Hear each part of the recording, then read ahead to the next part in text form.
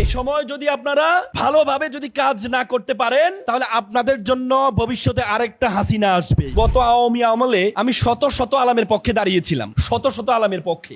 আল্লামা গনবী সাহেব, এজাজ সাহেব, ওসামা সাহেব, আমির হামজা সাহেব, এদের পক্ষেও আমি দাঁড়িয়েছিলাম। আপনারা হয়তো মিডিয়াতে দেখতে পেয়েছেন। আওয়ামী লীগ আমলে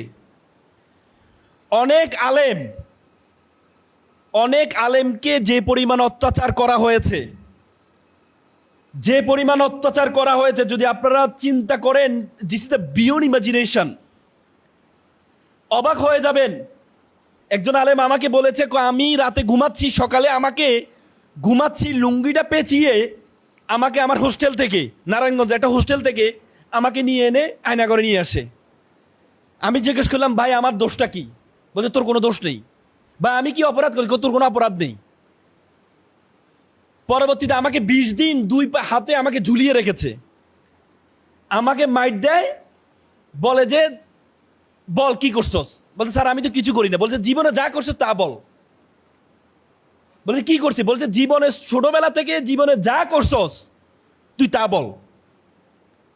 কি বলবো আর? তো ছোটবেলা থেকে বলতাম বলা বন্ধ করলেই মাইট দেওয়া শুরু হতো। তো পরে আমি একদিন একজনকে জিজ্ঞেস করলাম যে, ভাই আমাকে ধরিয়ে আনলেন কেন?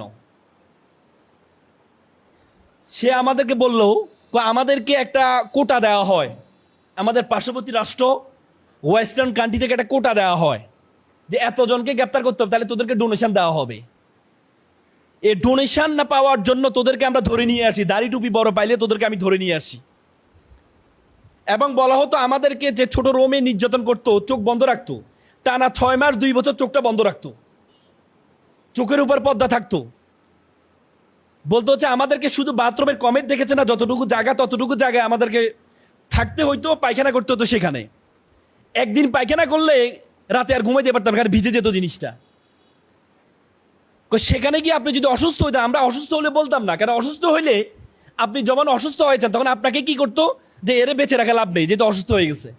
তখন আমাকে নিয়ে আমাদেরকে একজনকে নিয়ে যে কোনো এক জায়গায় নিয়ে ক্রস পায়ে দিয়ে দিত, নাটক